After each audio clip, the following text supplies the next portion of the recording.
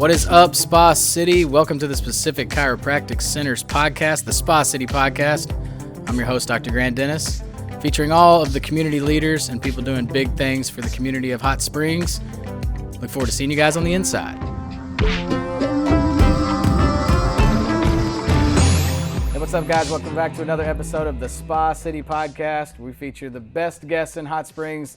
They're doing really great things for the community on the hottest seat in Spa City. In this particular segment, this one's special for me because in this particular segment, I'm going to be hosting and featuring one of the greats at Lakeside. Been there a really long time. Lakeside is near and dear to me. I'm an alumni of Lakeside. I'm a proud Lakeside Ram. So this actual episode, this whole entire thing is dedicated to featuring Lakeside and to bring on and talk about Lakeside, someone who's been at Lakeside for about 25 years going strong. Coach Darin Landry. I'm going to call him Coach because he's coach to me because he was a coach way before I knew him as an administrator. He is the athletic director, the district administrator, and I hear they got a new title over there, the LCO. It's the Landry Chief Officer is what I thought it was, but it's actually Lakeside Central Office. I learned that today just along with you guys. So, hey, Coach, listen, I appreciate you joining me today. Hey, man, I appreciate you giving me the time. It's just good to see you and good time to sit down and have a chat with you. Yeah, so, I know that I'm going to start with the fact that we're both Henderson State Reddies. That's right. In case you guys didn't know that, and all you guys and gals out there as well, and a proud Henderson Reddy at that. What was, for those who maybe don't know, what was kind of your journey to getting into Lakeside? I know you played football at Henderson, and what was kind of the segue into finding your way at home at Lakeside? That's a great question. I'm originally from Texas. I was recruited to play football at Henderson. When I was playing football up there, I decided to major in education. I met my wife there, which she is a graduate of Lake Hamilton. So we won't go there. Yeah, we won't go there, but we were fortunate enough, both of us had a chance to do our interns at Lakeside. Okay. And once we got finished with our interns, we were blessed and lucky enough to be offered a job there, and that's where we've been ever since. That's 25 years ago. Yeah, I mean, I gotta imagine that 25 years at Lakeside is truly home when you're somewhere for 25 years. And whenever you and I first encountered each other, I was in 8th grade and I was playing football, and you were on the other side, and at the 9th grade, and I was like, Coach Landry's over there yelling at folks, and I'm kind of intimidated of Coach Landry. And then I came in as a 9th grader, and you had moved up to high school. Mm-hmm. And so what was kind of that? What was it like, coming in as a coach and then transitioning into administration, and what's that journey kind of been like? Yes, all the years that I did coach, it was unbelievable. I love it. I love being around kids. I love coaching athletes, and try to push them to be their best that they can possibly every moment. There's a time that I went back to school and got my my district administrator, my building level administrator's license, and my district administrator license.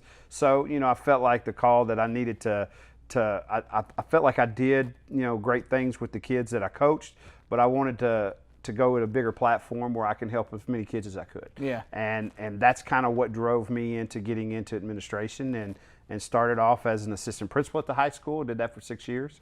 Then She was disciplining. Yes, I was doing all the discipline. And what's crazy is a lot of the discipline were my athletes that I coached. But Mr. Orr was the principal, and he's now the superintendent here. So when he moved to central office, the high school principal job opened up. And so I applied for that, and I was fortunate enough to get that, and I did that for 9 years. And then after that, I had a chance to move to central office to be over athletics and some other job duties too. Yeah, so I was going to, we're talking about job duties. It's a great segue. What all does district administrator and athletic director, and what all is under your umbrella? All right. First off is athletics. That's I really wouldn't call it just athletics. I'd call it extracurricular activities because I'm over the band. I'm over choir. I'm over, football, any athletic sport, but also other extracurricular activities. I'm also over the cafeterias at the school. I'm over facilities, and I'm over maintenance, and I'm over transportation during that.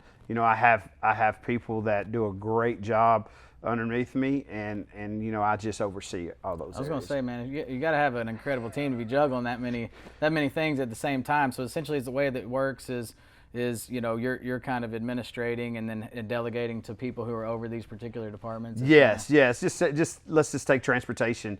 I'm over transportation, but we do have a guy by the name of Richie Arthur that's there. He does the day-to-day things with the scheduling, the maintenance on the buses, and then he kind of reports to me, and then I deal with the budget issues and making sure we have enough money to fix this bus or anything of that nature. You're putting the fires out. Yes. What would you say is maybe one of the more enjoyable, fun things about what you do? It's one thing I really enjoy what I do is the facility aspect of it. I'm always looking at our facilities and trying to figure out what I can do to make them better. Just for the simple fact, in our athletic complex, we just put a whole new surround sound system into our complex. So, to help out with our volleyball, basketball, even with pep rallies. We just put a big sound system on our football field.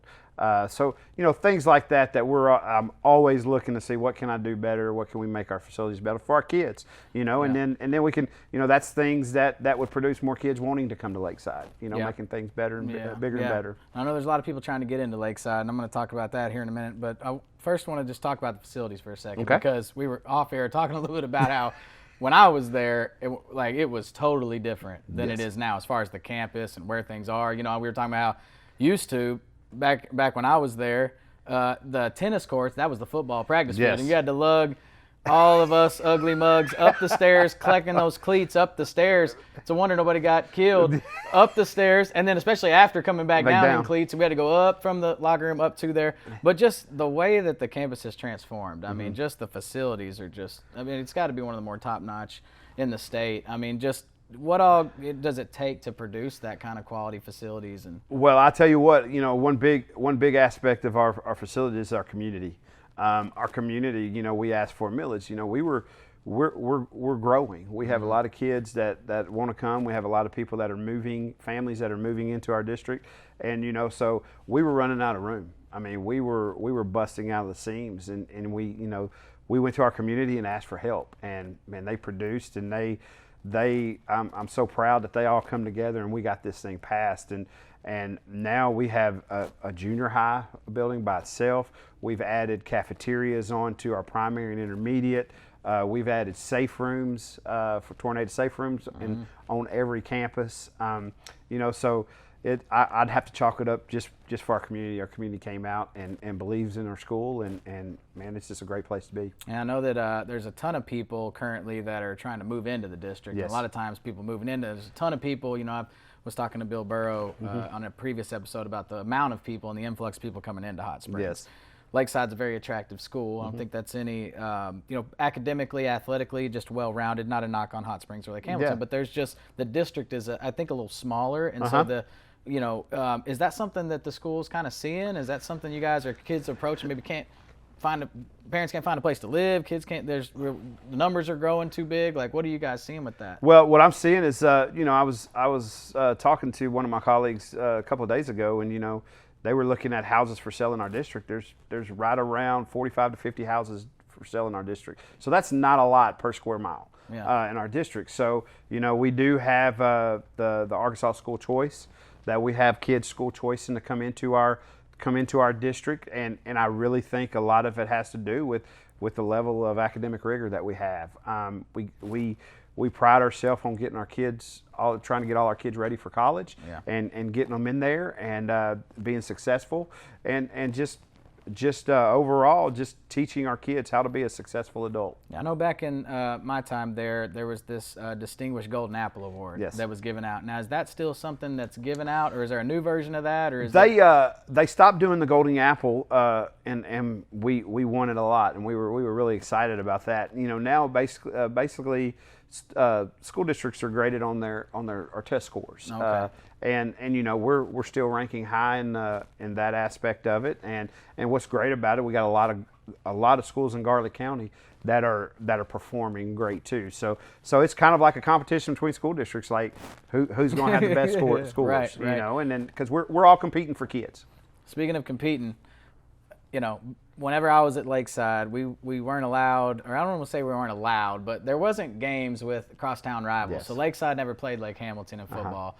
Lakeside would play Hot Springs, but there was turmoil and things that went on that created this sort of new rule that was Lakeside and Lake Hamilton. Now we played basketball, the game in the arena, but football. And now I'm coming to understand that we're seeing these Lakeside, Lake Hamilton football rivalries come back. I mean, what was that sort of the rekindling of that like? Like what kind of led to that whole thing unfolding? Well, Mr. Steve Anderson, he was the superintendent at Lake Hamilton, was really trying to rekindle this rivalry. He would talk to Mr. Sean Cook, which was our superintendent that retired this year, and they would always have conversations on trying to rekindle this rivalry back. I mean, in the 90s, it got really bad. Yeah, I mean, there were animals being slaughtered and school facilities being damaged. Vandalized, so that's why they cut it out. And and when we rekindled that, man, that first game was at our stadium. Yeah. And it was standing room only. They had it all over the track. It was unbelievable. And what was great about it is that first game coming back as a rivalry, it goes down with 30 seconds left in the game. We're going in to score, and we fumbled a ball on the 2-yard line, and they recover it, and that's how the game ended. So, I mean, it was back and forth all game. It was a great game. And, our kids played hard. Their kids played hard. And what was great about it is the community came together. We didn't have any issues. Yeah. And then after that first game, I was a high school principal, and Mr. Donald Westerman was a high school principal at Lake Hamilton. Well, he calls me and says, "Hey, let's do something with our 2 school districts to benefit our community." So we had a trophy built, and basically what it was is what school will donate the most. For Jackson House, anything of that nature. And we had a person that counted everything, and whoever donated the most won that trophy. Yeah. Well, so it wasn't about the win; it was about the contribution. Yeah, absolutely. Wow. So that's the great thing about this rivalry is doing things like that to benefit our community. Yeah. And then I think in 2022 or 2023 this year, is Lakeside and Lake Hamilton playing again? Oh yeah. They already played. Yes, they already played. First game of the year. It was week 0. We went over to Lake Hamilton and we won that one. And that was the first time we beat them since we started the rivalry 5 years ago. Now I know when I played there it was grass, and there's currently turf at the school now. I want to bring up now we got this whole conversation of we got to bring in new grass fields now because all the players are getting hurt in turf. And I mean, do you have a particular stance? I'm curious on that, like as far as like. I really don't. I've played on both surfaces. I've coached on both surfaces. The old AstroTurf where it was real short and you fell on it and you got turf burns all over the place. Yeah, I'm not a big fan of that. But this new turf, this synthetic turf is more longer. It's a longer blade and it's almost like playing on grass. So I really don't have a stance. I'll play on both of them and coach on both of them and watch on both of them. You're going to go call plays and watch the game on either one. That's let right. the best win. Yeah, what so on a typical Friday, Coach Landry's getting off work. Like, what is kind of your go-to spots around town? What are your favorite places to frequent? Well, I mean, we don't go out a lot. I mean, we've got things that we like to do as a family, but in the summer and the warmer months, you can catch me on the lake. That's where I'm going to be. On the Cobalt in the lake. Yeah, on Cobalt on the lake, and we'll be riding around, or we'll just anchor right about 100 foot from our house. So just to relax, and that's kind of where I get peace, to be on the lake, and that's a great place. And in the winter months or the colder, my wife and I, we like to go hike the trails in the mountains. We enjoy doing that too. So it's a great place. Yeah, one of my favorite things about Hot Springs is the 4-season aspects. You get all 4 seasons. You're gonna get a nice winter, and it's gonna get cold.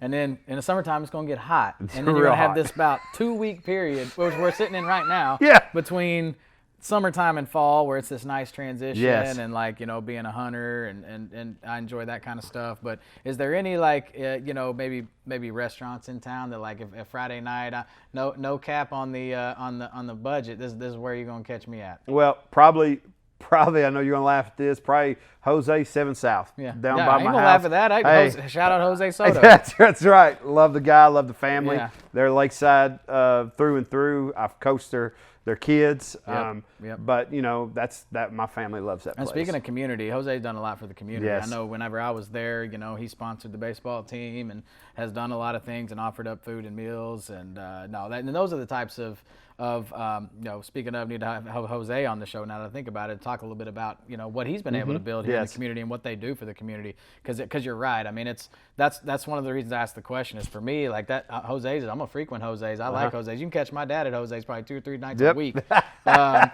probably seen him there. And but when you talk about just the community, and you talk about the Lakeside community specifically, I've always found it to be unique in that even when I was there, it's not too small, but it's also not too big either. It's kind of like this right. So are we still in the 5A? Is it? We are still in the 5A. I think the last numbers that came out, I think we're right at the 3rd largest 5A in the state right now. So we're still 5A. Going up to 6A or 7A or what's? We're going to stay for at least the next 2 years. We'll be 5A. So just depending on how many more kids we get or to that nature, or it's a big variable on what schools has lost kids, what's gained, and it just kind of fluctuates. So I mean we're hovering right on that edge of 5A 6A, but next 2 years for sure we'll be 5A. Do you looking for seeing the future at Lakeside? Do you foresee we're kind of at this phase of we're growing a lot, and so we're going to need to continue to grow, or we've got some more room? And as far as what is kind of your vision, do you see in the future for Lakeside School District? And my vision for Lakeside School District, I really think in the future we're going to continue to get kids with our buildings that we just finished building 2 years ago. We have enough room to grow. So we're going to be okay, I think. Not for the busting at the seams. No, we're not going to be busting at the seams. And but I think Lakeside's going to continue to grow. I think Garland County's going to continue to grow. Yeah. And which will be good for all districts.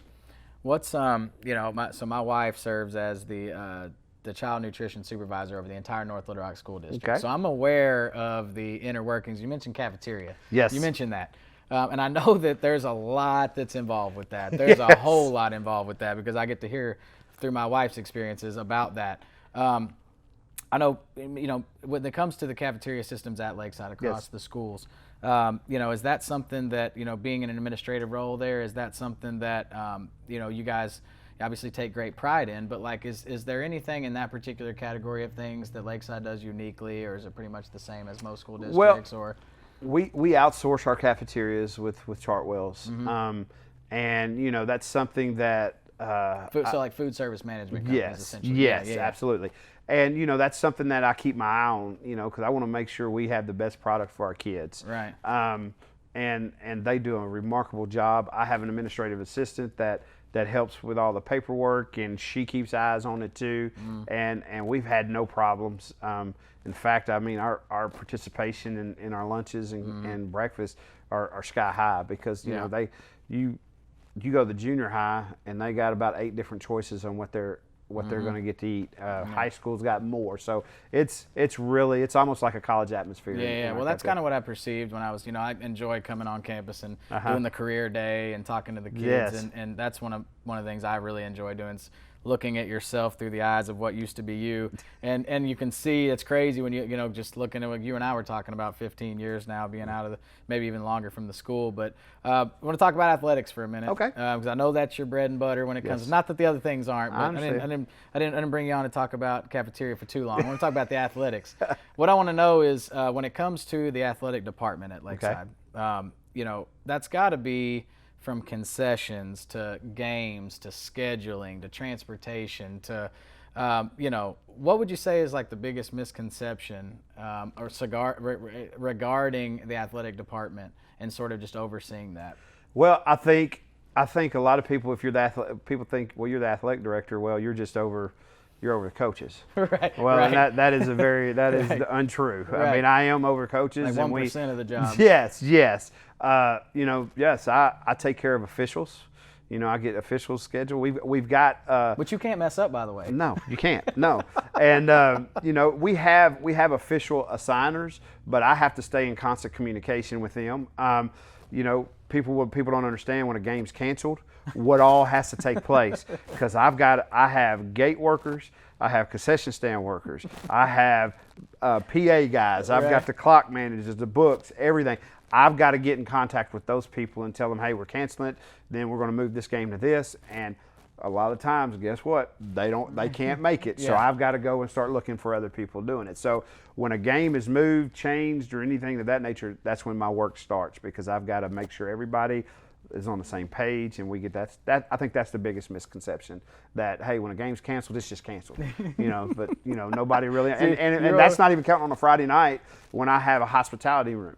And man, I have a lot of great restaurants that sponsor our hospitality room, doesn't charge the school things, but that's something then, hey, I have to jump on the horn and get a hold of them and tell them, hey, I got to cancel this and stuff. So it's really a big deal. So what you're saying is your job's a lot different than Hunter Yurichek. At the U of A, you're not just hiring Sam Pittman and moving on. Yeah. So the other thing you touched on just a little bit there when you talk about like just delegating and navigating. What's one of the, maybe because 2020, right? I mean, it's no secret that 2020 hit us all with a left haymaker. Yes. What was, reflecting back on 2020 and having to navigate the school district in your capacity through something like that, which, by the way, kudos, you're still here. And I can't even imagine with all that, because, when you look at all the things that changed during that time, as far as, what was maybe looking back on it now, one of the bigger learning moments, or maybe one of the bigger things you learned having to navigate through that time? Oh, boy, there's so many things I learned. Number one, I was a high school principal at that time. And,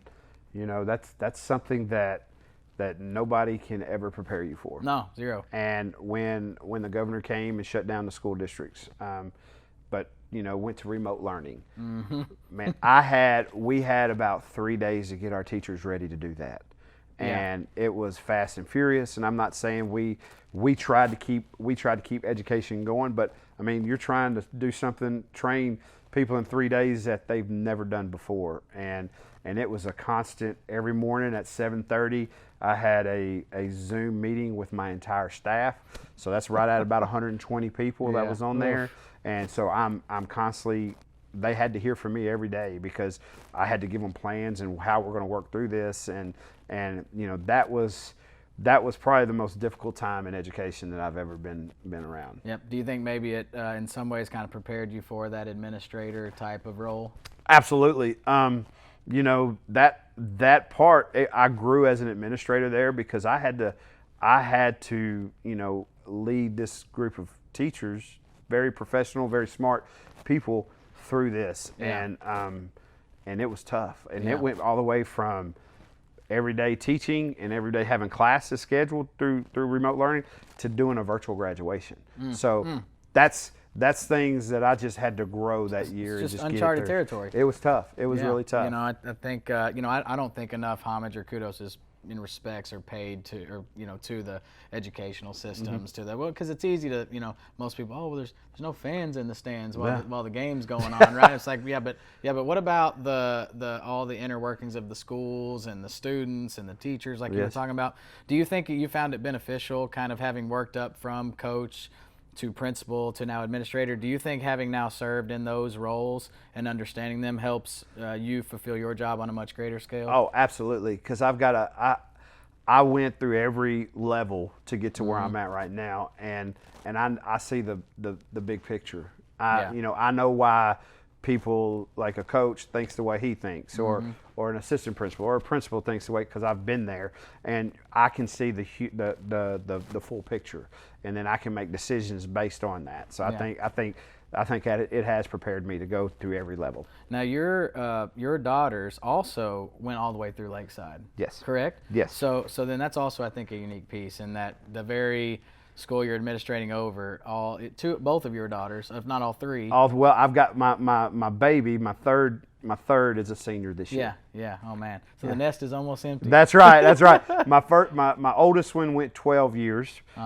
She started kindergarten. Well, I'm sorry, 13.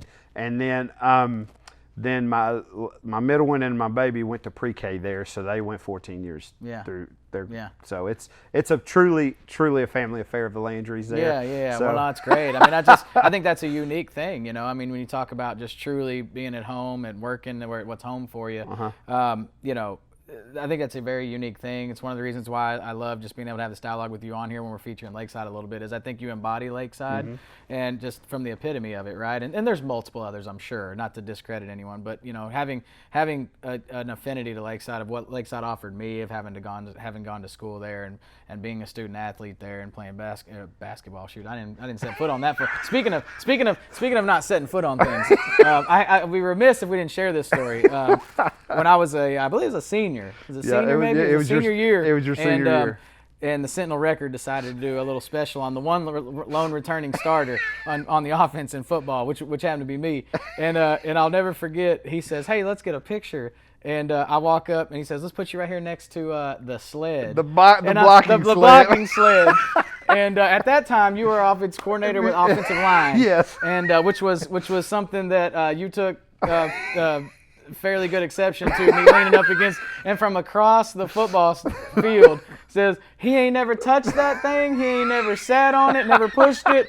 Go let him get his picture taken in the locker room, or with a football in his hand, or leaning up against the goalpost." And oh my goodness, I know you have to remember this story. I do. Yeah, I yelled that and said, "Hey, he's one of them pretty boys. He don't touch that thing." He's got his sleeves rolled up on top of his pads. Get that man off the sleds. But yeah, so in all seriousness, though, you know, looking back on your time as a coach, you know, is there a maybe one of your favorite memories as a coach at Lakeside, or favorite maybe coaching stories, or outside of the one we just shared? What is there any that like you look back on and you go, man, that was maybe one of my greatest memories as a coach at Lakeside? Man, that's hard, because I have so many great memories as being a coach. And you know, I think, man, when I look back at my coaching career, it's just, man, being around you guys, you kids, man, that you know, I just enjoyed that so much, you know. And then I saw your struggles when you couldn't get something done, and you worked and got through it, and man, and just seeing y'all, you know, being successful through that, because man, there's some hard times that we had on that field, and Absolutely. and I was the cause of a lot of it. I'm not even sure about that. That's just what he's trying to say, is that we didn't have many winning seasons, but the ones we did have were good. They were. You know, but yeah, I mean, I look back, you know, it's at some of the you know, I mean, listen, it's no secret, one of the most special things to me anyway, and I've been on a lot of athletic stages. One of the coolest things is a Friday night football game, running out of that tunnel, running through the, you know, back then we made the cheerleaders made the banners you ran through. Now these kids get these sweet smoke shows and helmets to run through. Back then we was getting the white banner with the painting on it, but which is fine. But you know, looking back at just a Friday night, you know, do you ever take a step back, maybe as an administrator, a Friday night game, step back and kind of reminisce on? Oh, absolutely, man, all the time. And you know, one person asked me. It was a long time ago when I became the assistant principal, and it was that first Friday night that I was there on duty and not on the field coaching, and they asked, "Man, do you miss it?" And I said, "You know what, I do, but you know, I know I'm doing what I need to be doing right now. But yeah, there's nothing greater, nothing you know, more fun than a Friday night football game, because man, you know, the way I look at it, I love college football, I love pro football, but man, high school is so pure, you know. Kids are getting out there, they're just learning what hard work is, and they're just learning the game, and you know, it's they're trying to get to that next level, and that's what I enjoy about it. Starting to kind of see too, it would seem that a lot more Lakeside graduates are going out as student athletes.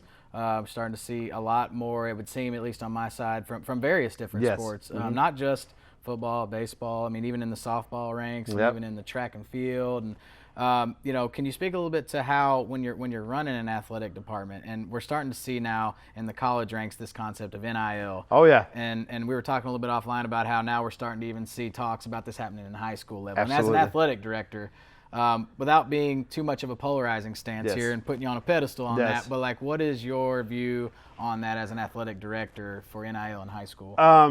You know, the way I'm at, that there's a few states that are doing it right now for high school. You know, I'm not a big proponent of it, but I don't know the ins and outs of it yet. I know it's on its way. Yeah. There's nothing we're going to do. So you're to stop saying this you're train. saying there's no doubt about it. It's coming. It's coming. I just don't know. I Don't can't sound give like you time prime frame. right now. We Yeah, coming. What you're saying is they're saying we coming with the NIL. It's gonna be here. Wow. I can't tell you how long it's gonna take, but it's on its way. And and I just think that takes away from the purity of high school football. Yeah. And that NIL, they have it in college. So I mean, if a kid goes to college and plays, then they'll have a chance to do it there. I struggle with it coming to high school kids because I don't think they're mature enough to handle it. Yeah. Because that's when you're going to have. I feel like, and I may be wrong, I'm 100% wrong, but I'm just telling you what I think right now. I feel like we're going to have high school kids jumping schools to try to get who's got the most money and get this money. Do you think that already happens though? It possibly does. It does, but it will be just so obvious. Yeah, it'd be out in the open. Yeah, I oftentimes wonder about that because we have seen instances of kids hopping schools in high school, just hopping, over here one year and then over here. Well, why would you move over here? And then it gets revealed later, maybe, right? But yeah, I'm in agreement with you. I think I struggle with it still in college. Yes, I do too. You're talking about kids that are getting scholarship funds that are 19, 20 years old, that are millionaires. Yes. That are, and then they get hit with tax burdens, and then they get hit with absolutely what life brings when you have that, and but I'm with you. I think NIL in high school, that's Nick Saban said it best one time when it was Bryce, the quarterback for Alabama that won the Heisman. He's in the NFL right now. Yeah, Bryce Young, yeah. Bryce Young. When Bryce Young was a freshman at Alabama, he was already a millionaire before he put on an Alabama helmet. And Saban says, well, I hope he's as good as that $1 million that they gave him, because I don't know. Yeah. But I mean, that's just where we're at. Like, these kids are making crazy amount of money coming out of high school to go to college, and like, can they live up to that expectation? Yep. So closing us out here, I don't want to end on kind of a somber note, but I would be remiss if in the Lakeside edition here we didn't also maybe talk about Tyler Brown. Okay. Yes. And the effect, that in 2006, we all got hit with something tragic there. Absolutely. And Tyler was an excellent student athlete. And was just an incredible human being, an incredible athlete. I know he was near and dear to you. Oh, you had kind of, I think even from 9th grade, or maybe even before that, had coached him, and we lost him his senior year. That class that he was in, I actually, I had them from, sixth grade all the way through, and I moved up with them. As you said, I was a junior high coach, and then I went to high school. Well, that class was with me every time I made a step, and that was a tough time that that the whole school went through, because Tyler was so loved, and he was a great human being, like just a great kid, worked hard, had a bright future, and it just it was a sad deal. And sometimes I always think about it. I always think about him. I try to think about all the classes, but it always comes back to that class, and that when I found out that day, and it was tough. And his mom and dad are great people. I see them every now and then. I get to talk with them.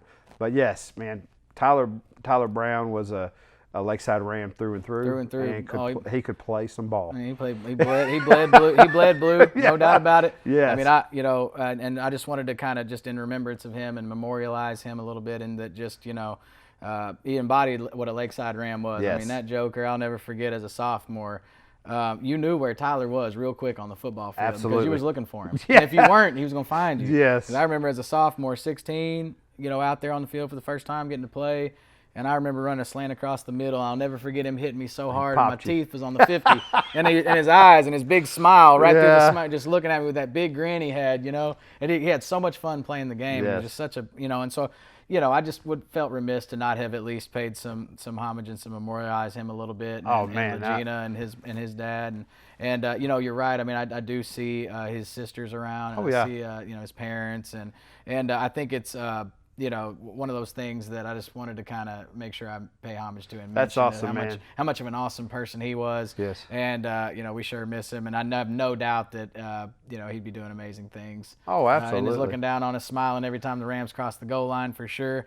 But anyway, man, listen, I super appreciate you taking some time to discuss Lakeside a little bit. And then just in the last closing thought there, what's kind of the next step for Coach Landry? I mean, what's obviously right now it's a district. I mean, you kind of hit the top of the pinnacle, but you see yourself doing this another 50 years? You see yourself doing this another 20 years? Man, I'm getting old, man. Here's how I know I'm getting old is I'm walking through these buildings and I see these kids and these are I'm seeing kids of the kids that I taught and coached. So I mean it's crazy that I know all the families now at Lakeside and all of them because I've been here so long. But man, to be honest with you, I don't know that I don't know next. That's okay sometimes when I sit back and think about it,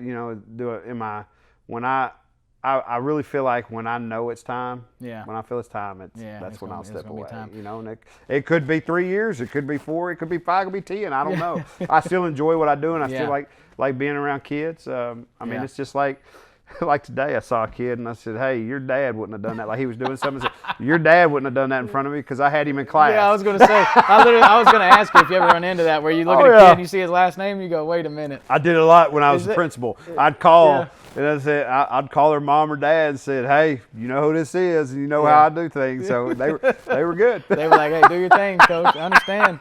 You see where I ended up. You did it right. Yeah. Well, listen, man, I super appreciate you spending some time. Really excited to see the future of Lakeside and what all is happening there, and obviously a proud Lakeside Ram alumni. Appreciate that, man. Super appreciate you joining us.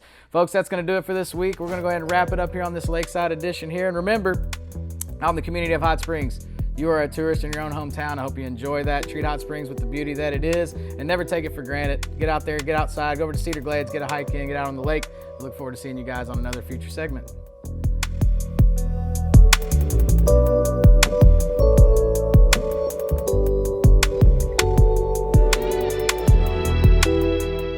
Thanks for joining us this week, guys, on another episode of the Spa City Podcast. And remember to subscribe to everywhere you listen to podcasts, Spotify, Stitcher, Apple Podcasts, YouTube, and check us out on social media. And remember to support all of our community members we have on this podcast and everybody who's doing big things in the community of Hot Springs. And until next time, see you.